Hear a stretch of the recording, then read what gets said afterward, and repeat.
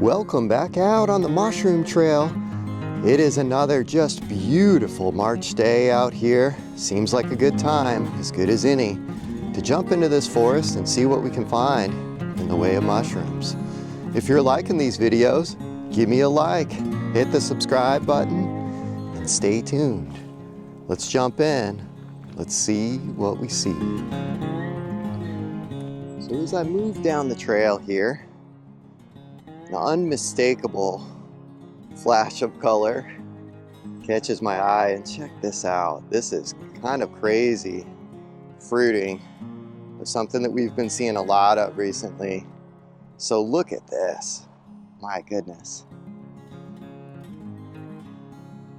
Really something. So give you a perspective, here's my hand. You know, this is easily, I said last week I spotted the biggest oyster I had seen of the season, and it was just a fraction of the size of this. So I'm definitely gonna harvest this one. In fact, just gently give that a little tug. We'll see what it's looking like underneath here. Let's just see. Let me catch that underside there. Wow, so look at that. So this is a classic Pleurotus genus oyster mushroom. And we can see those kind of close, kind of dense gills that are the current running down the stipe of this. Boy, just a beautiful, beautiful mushroom. And again, just huge. I mean, this is good size for any time of year, but especially right now, considering that we've had quite a bit of cold weather. So I'll probably harvest this other one and throw it in a dish tonight. Again, the oyster mushroom, kind of interesting because, you know, very high in protein, quite nutritious.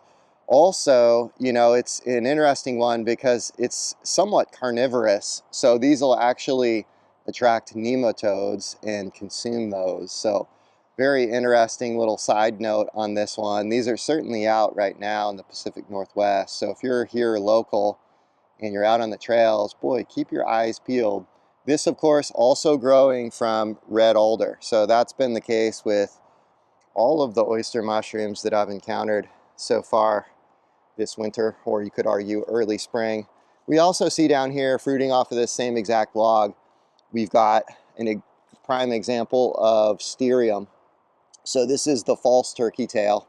Notice that it's got a little bit of a felty surface. It's got somewhat of a white margin, even though it's not super pronounced. Orange banded colors. And if I just pull one of these to kind of show you what the underside of this looks, and this is really kind of like very thin, very coarse.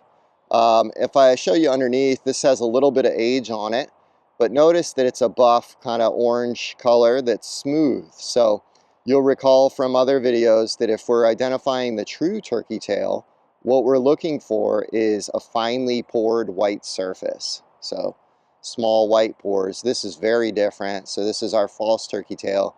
Again, not super concerning or tragic if you did happen to confuse this with turkey tail. This is a non-toxic mushroom, so probably also has medicinal capabilities, but it's not nearly as well researched or studied as Trametes versicolor, the true turkey tail. So cool to see, and boy, this is one of the highlights for sure. Super excited to stumble across this. I'm gonna go ahead and harvest that other one, and this is a spot that I'll probably return to because I have a sneaking suspicion that this is probably crawling with oysters for much of the spring. So I have no doubt that they'll continue to fruit out of here. So cool to have a nice new oyster log to check up on. Wow, and literally feet from that log that just had those mammoth oyster mushrooms and the false turkey tail, boy, we've got a prime example here of true turkey tail. It's amazing how close these grow to one another on a consistent basis. So we can see here, I'm gonna peel back this little licorice fern here so that we can get a good view of this. So notice if you look at this, you'll see fine felty little hairs. We've got banded concentric rings of different colors. This one is brown, but I've seen them all different shades. So You know, sometimes you can have very dark colors, blues, purples, oranges, yellows, browns, all kinds of stuff. But again, we see this fruiting from hardwood. Notice it's got this kind of layered growth structure, right? So there's certainly a dense cluster here that's in among the mosses. And again, one of the key distinguishing features for this one, for turkey tail, Trametes versicolor, is to just glance underneath and see what the underside looks like. So what you'll notice is these fresh species are gonna have a white, finely pored surface. So I'm gonna actually come around over here. Let's take a look. So notice that there's varying ages here. So a lot of times if I look underneath a turkey tail and it's kind of brownish or not that fresh white, I'll usually take a pass on that. And I'll go for something like this that's a little fresher. So if we look at this, this is very leathery. I'm just gonna gently pull this off. And let's bring this up into the light so that we can really take a good close look at the pores that are underneath. So look at that. Boy, you have to really squint to see them. And boy, just an amazing look at the features of this cap. You can really see those velvety hairs, right? From this angle and in this light, you can see or imagine what those feel like. So that velvety, soft feel on the top.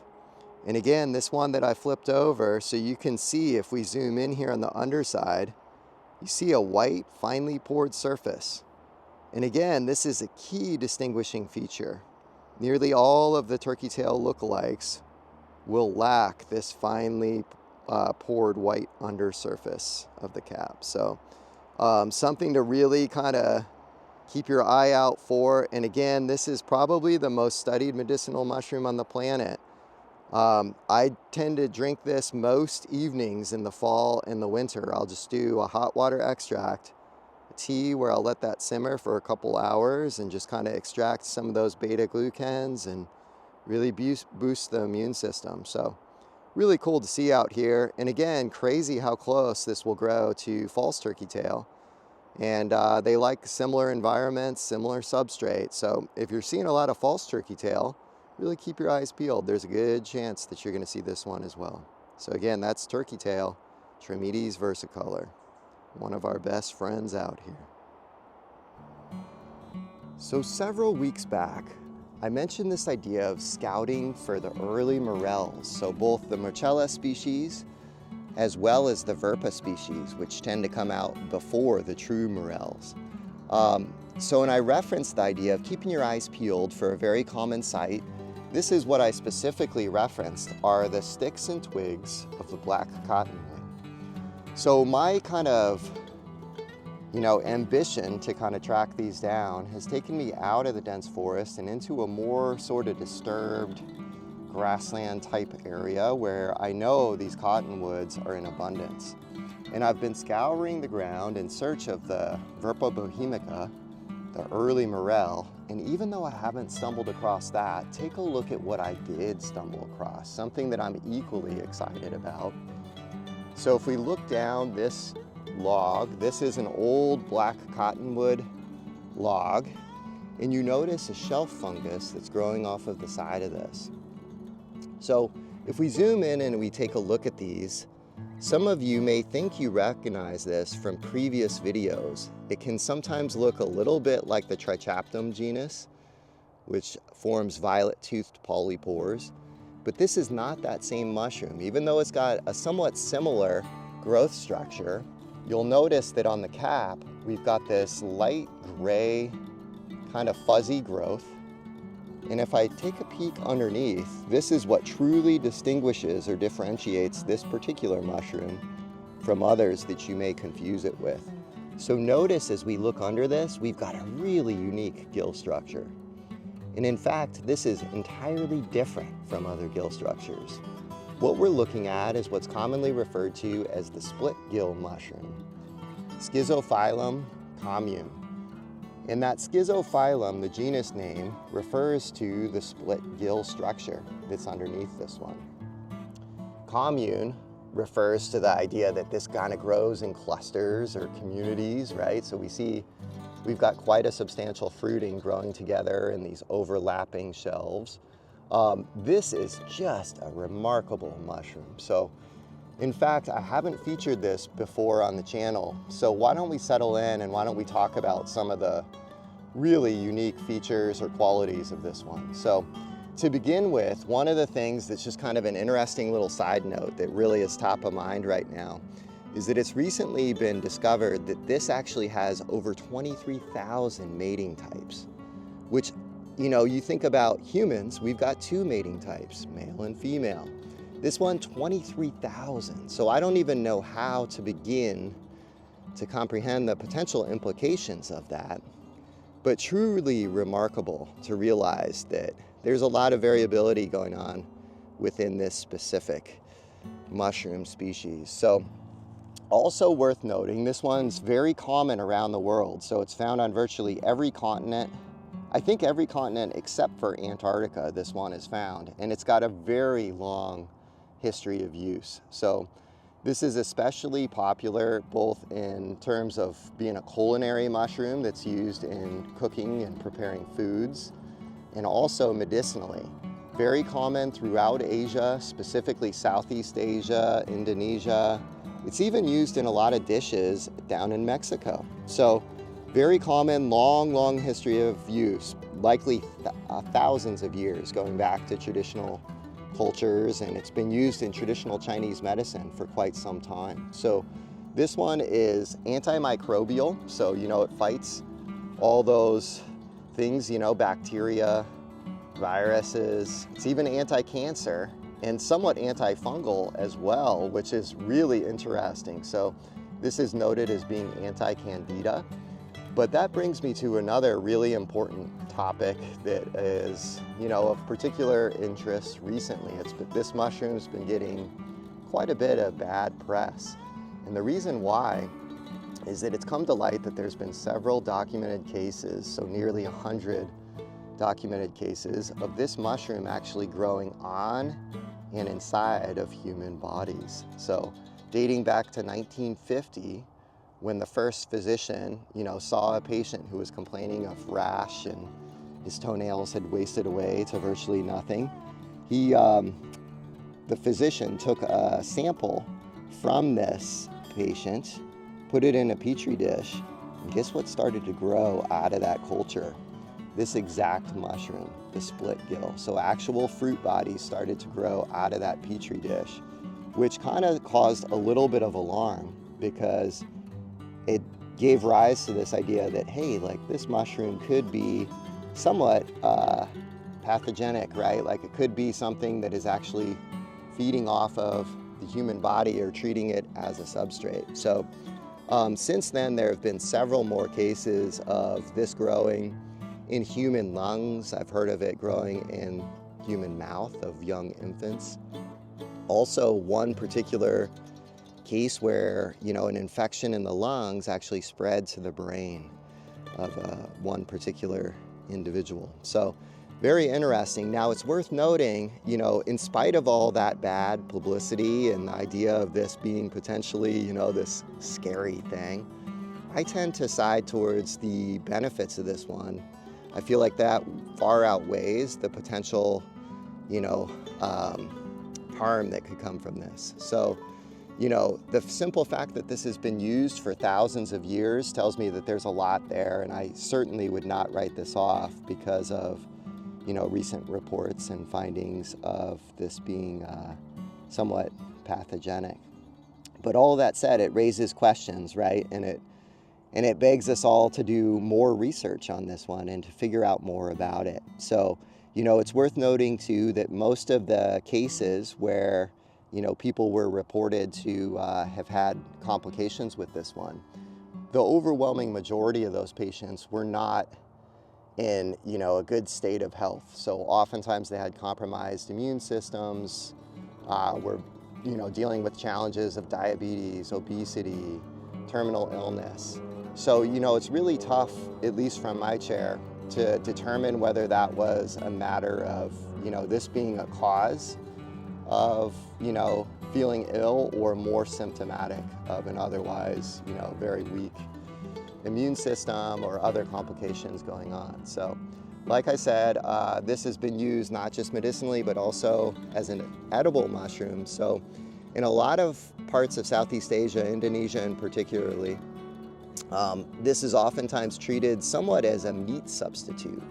So oftentimes in preparation, this is kind of tenderized, and you'll find that this is a very tough, kind of leathery cap that isn't initially in a great state for consuming or digesting. So that's why it's oftentimes kind of prepared in different ways that'll soften it and make it more palatable and more kind of available, bioavailable as a food source. And so very interesting. In the West, it is not very well received, with the exception of, you know, I do see a lot of reports of this being used in cooking down in Mexico as reference. So kind of interesting. You don't hear about it being recommended or used all that much here in the US, but maybe that'll change, because this one is particularly high in minerals. It's also incredibly high in protein. So I've heard reports that this is actually 23% protein, which is pretty remarkable to think of. And, you know, perhaps that's why it's found its way into so many traditional meals.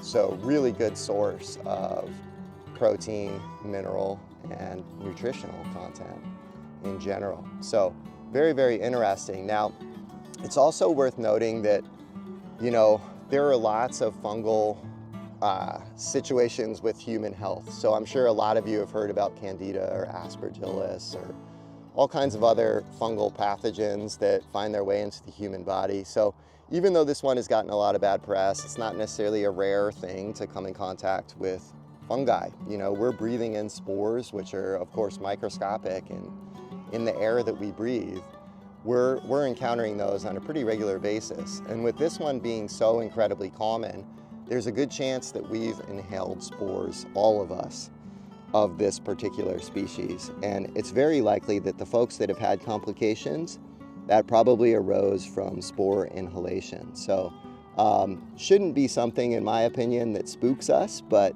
I like the idea of just kind of sharing whatever knowledge we have on this stuff in the hopes that we can all kind of ask better questions, learn more. This one is actually so sought after in throughout a lot of Asia that it's actually cultivated. So it's not just harvested wild, but also actually grown intentionally and cultivated and harvested that way as well. So, but anyways, I'm kind of rambling. This is the first time we're featuring this one on the video. So I think it is important that we get into the specifics of identifying it. So, you know, this is going to be relatively flimsy. You can see this is a decent sized mushroom, but a lot of times you'll see these and they'll be a lot smaller. Or perhaps if the weather or climate conditions are not as ideal as what we're seeing right now in the Pacific Northwest, you may encounter this one and it might be shriveled up. And when it reaches that state, these gills are actually going to fold back on one another and kind of close off, right? So they're gonna actually tighten up and close. And then once they're able to hydrate and achieve, again, a better kind of environmental condition for their spores, they'll open back up and redistribute or release those spores. So I've read in David Aurora's book, Mushrooms Demystified, which I'm sure a lot of you have on your bookshelf, incredible resource.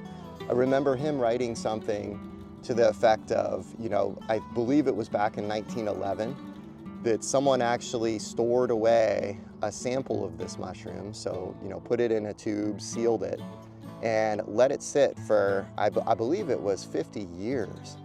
And when they pulled this mushroom back out after decades of storage, and they gave it a little bit of water, hydrated it, it went right on with opening up those gills and shedding spores once again, redistributing those. So super fascinating. And again, if we take a close-up look underneath this one, I'm just gonna go ahead and pull one of these and we'll take a look. So check this out, just beautiful structure underneath. So there you can really get a good sense of what that split gill structure looks like.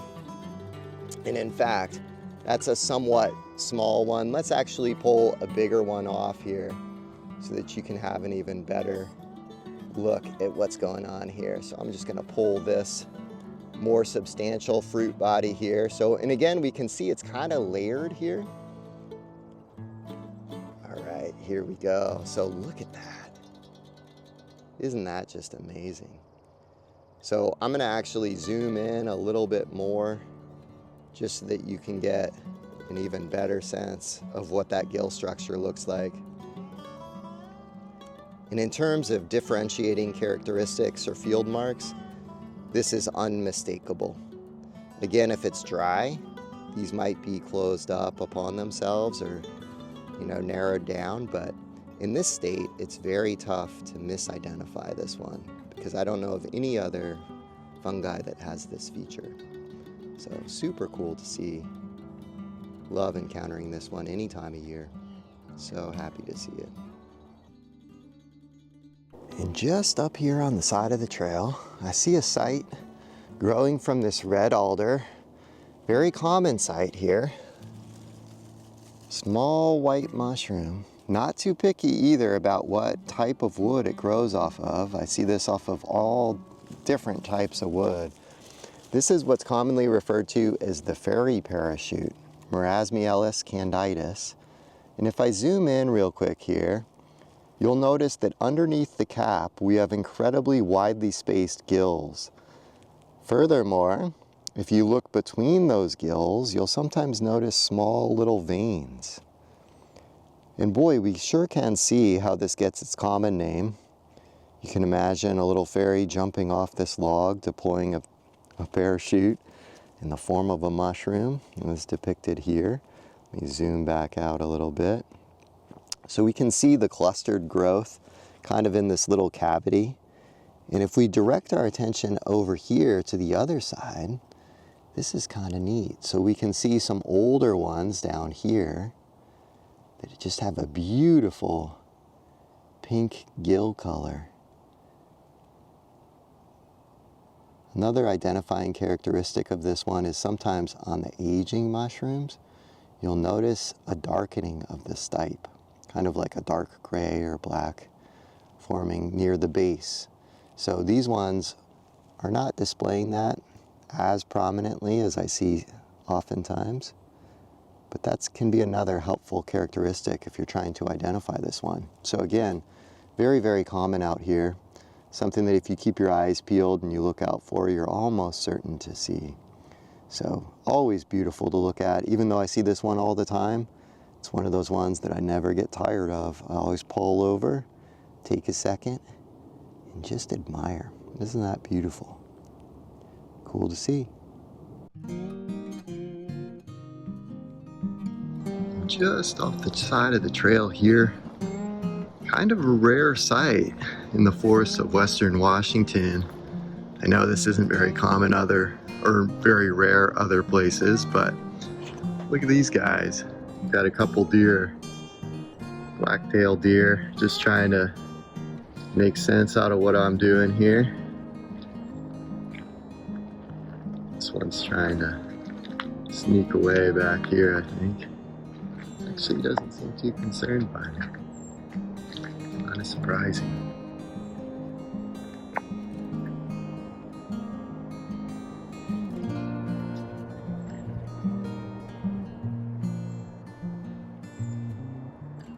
So it looks like they're excited by all the spring growth as well. So kind of cool to see. Again, usually in this forest that I'm in right now, I rarely see deer out here. They're kind of like ghosts. So kind of surprised to see these guys being so calm and being really into warming up with little spring greens. Cool to see.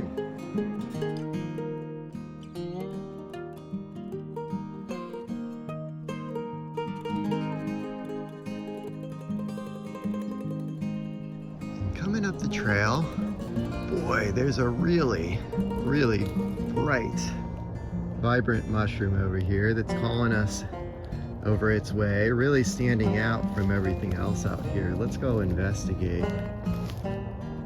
Whew. So check this out. Real beauty. You can see, it's got rained on a little bit, but really kind of big, bold mushroom here. Let me free this up a little bit. So very nice to see. This is good size. So if I put my hand in here for scale, here's my fingers. This is a really good size, really stood out from trail side. So this is a Stropharia in the Strophariaceae group. I believe that this is the ambiguous Stropharia.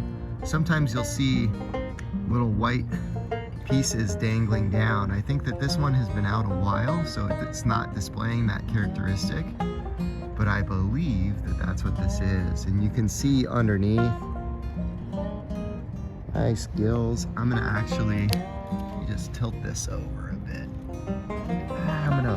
Actually, let's take a look at it because, all right, so here's the base of this. So you can see quite a bit of mycelium there, and you can see that myceliated duff.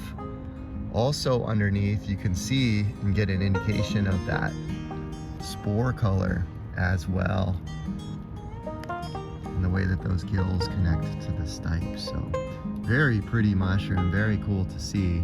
Again, this is a Stropharia, and as I was zooming in to get a good perspective here, I was alerted to the presence of another favorite spring site. So check this out. This is the stinging nettle, Urtica dioica. So aside from being excited about the spring mushrooms coming out, this is one of those wild edible plants that I think of as a superfood that I really look forward to harvesting each and every single year. This is cool because it is really starting to come out right now. And this is honestly when it's best. If you harvest this and you just harvest the very top leaves, this will actually continue to grow and it'll branch out in 2 stalks. So it'll actually become more abundant when it splits. And some people will make nettle pesto out of this that we also oftentimes call nesto. And it can also be used as a green, just like spinach. But probably what I do most often with this is I actually make a decoction, which is essentially a really strong tea. So I'll put a little bit of this in a mason jar, and I'll fill that mason jar to the top, and I'll let it steep for about 8 hours. And so, and I'll cap it, let it do its thing, and then I'll strain out the marc and drink that. And boy, it's about as potent a spring tonic as you can get. And there's all kinds of beneficial nutrition in there. So everything from protein to trace minerals to all kinds of stuff that keeps you good and healthy. So if you haven't looked into that, give it a look and see what you think. And you know, it just dawned on me as I was walking away and spotted another patch of stinging nettle here, that I didn't give the disclaimer. In case any of you are not familiar with stinging nettle, this will sting you. So there's like little kind of syringe-like stingers on here that are full of formic acid that will give you a little bit of a jolt. So I just assume that most of you have probably encountered this one, probably by mistake, whether that was in your yard or in the forest or in a field.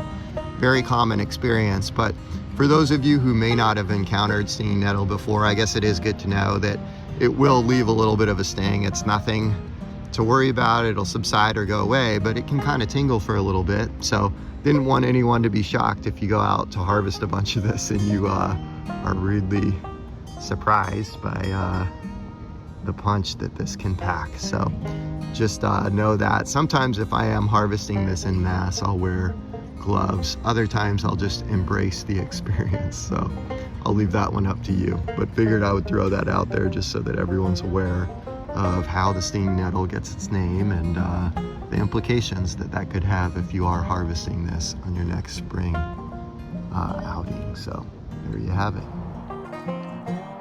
Boy, so look at this. So growing on this stick just off on the side of the trail, came across a type of Stereum, really beautiful. I actually went to inspect it and the stick kind of snapped off, but this is dead wood. If I turn this over, here's what it looks like on the underside. So you may think, or you may recognize this as being very similar to that false turkey tail, to the Stereum that we looked at. This, I believe, is a different type of Stereum called Stereum Ochraceoflavum. So very beautiful, just look at that. Really incredible pattern. And I'll sometimes see this on small little sticks and twigs in this area. So cool to see. Just figured I'd pull over and point this one out. Beautiful. And as I move just up the trail here, I notice off to the left, we've got another red alder snag.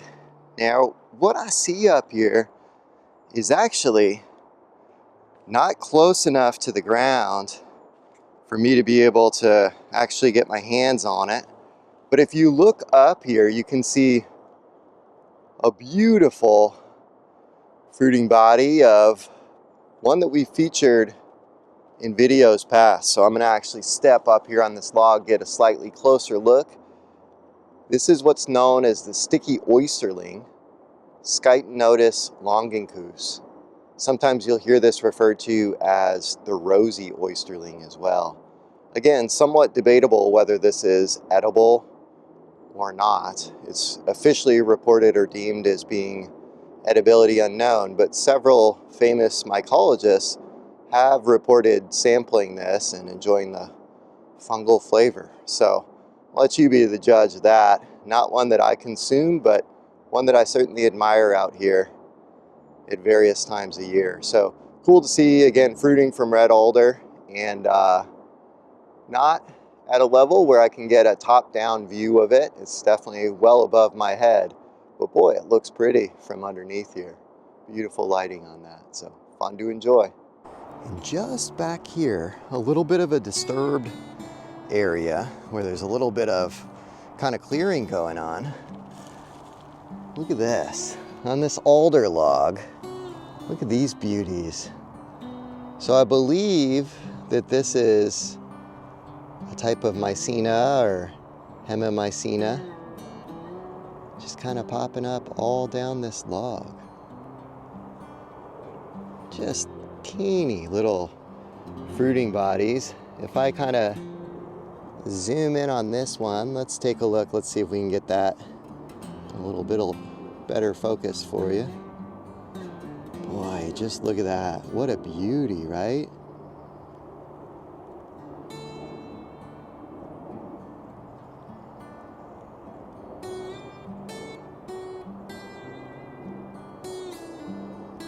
Really cool umbinate cap. Little umbo or bump up there on the cap. Boy, just beautiful.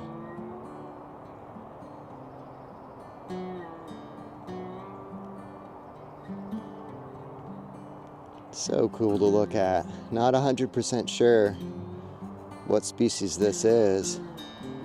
If you recognize this one, and do you know what this is, let me know down in the comments. I would love to learn from you about this one. Cool to see. Let's actually pan back over there. Look at this light just hitting this, just perfect. Little morning sun. Beautiful to look at.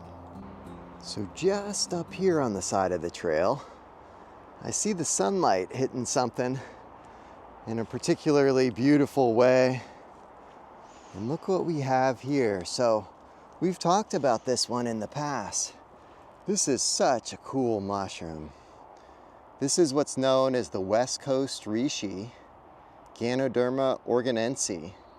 And this is an old fruiting body, so this would have come out either like say September or October of the past year. So this is not one that I would harvest right now. We can see underneath what would have been a bright white pore structure underneath is now dark, and this is in the process of decay, right? So it's probably inhabited by all kinds of bugs and different things, kind of making use of this in its current state. But this is growing from conifer wood. I believe that this is a hemlock. That's what I tend to see them on most frequently, is western hemlock. I've also seen it on Douglas fir, but this is one of my absolute favorite mushrooms. This has so many incredible capabilities from a medicinal standpoint. So this is one that I consume virtually every night in the form of a hot water extract. I'll harvest these. You can see compared to the red-belted conch, Fomitopsis munsii, which a lot of times this could be confused with, this is a lot softer. It's a little bit firm in places, but you can see like I can clearly push this in and it kind of cracks a little bit when I do that.